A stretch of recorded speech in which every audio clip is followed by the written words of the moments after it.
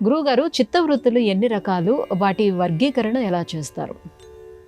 యోగ చిత్తవృత్తి నిరోధ అంటాడు పతంజలి యోగశాస్త్రంలో.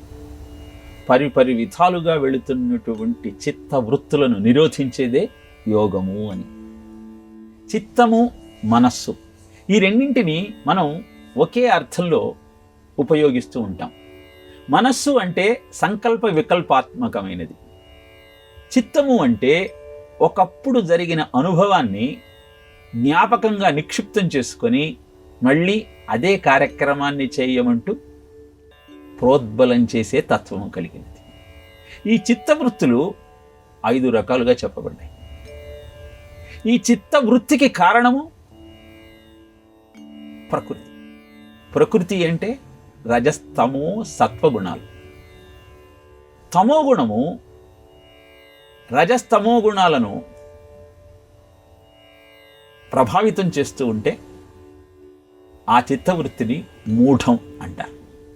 కారణం ఏమిటంటే కృత్యాకృత్య విచక్షణ కోల్పోయి కేవలము పరులకు అపకారం చేయటమే జీవిత లక్ష్యంగా ముందుకు నడుస్తుంటుంది జీవనం.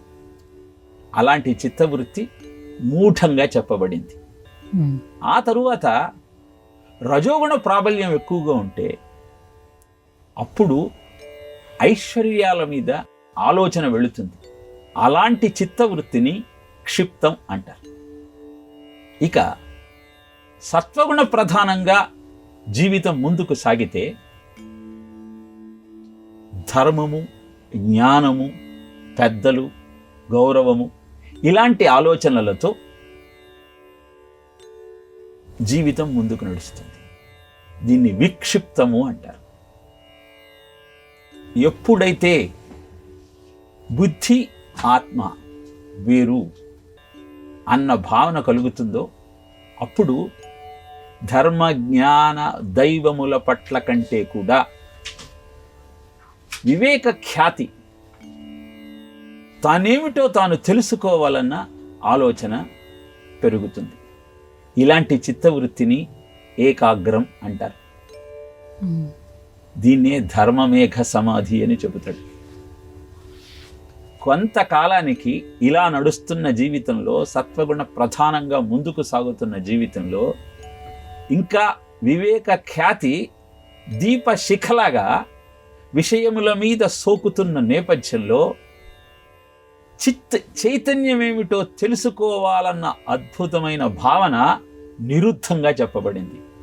అదే నీకు ముక్తిని ఇచ్చేటువంటి స్థితి. ఇలా మూఢము, క్షిప్తము, విక్షిప్తము, ఏకాగ్రము, నిరుద్ధము అని చిత్తవృత్తి 5 రకాలుగా పేర్కొనబడింది. రజస్తమోభ్యాం రహితాం శుద్ధ సాత్విక పాతినీం మతిమాత్మన సంస్థాప్య జ్ఞానం శ్రుత్వా స్థిరో భవ అంటాడు వశిష్ఠుడు రామచంద్రమూర్తితో యోగ వాసిష్టంలో. రజోగుణము, తమో గుణము రెండూ కూడా నీలో అనవసరమైన ఆలోచనలను ప్రేరేపిస్తూ ఐశ్వర్యము పట్ల ఆసక్తిని రేకెత్తించేవి కనుక ఆ రెండింటిని పక్కకు పెట్టి శుద్ధ సత్వగుణాన్ని ఆసరాగా చేసుకుని విక్షిప్తము, ఏకాగ్రము స్థితి నుంచి నిరుద్ధం దాకా చేరుకోగలిగినప్పుడు చిచ్చక్తి యొక్క తత్వము తెలుసుకొని జీవితం సరియైన బాటలో నడుస్తుంది. కనుక అలాంటి సాధనా క్రమానికి శ్రీకారం చుట్టమంటాడు. భాగవతంలో సూత మహర్షి కూడా శౌనకాది మహానుములకి ఇదే చెబుతాడు.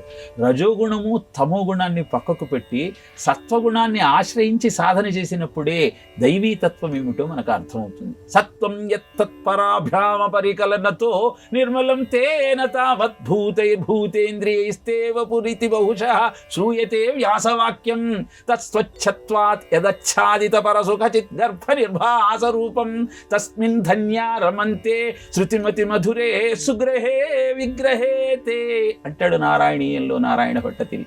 ఎవరు చెప్పినా సత్వగుణ ప్రధానమైన ఆలోచన విధానంతో జీవిత పరమార్థాన్ని తెలుసుకునే దిశగా మీ ప్రయాణాన్ని కొనసాగించమని చెప్పటమే ముఖ్యము, లక్ష్యము.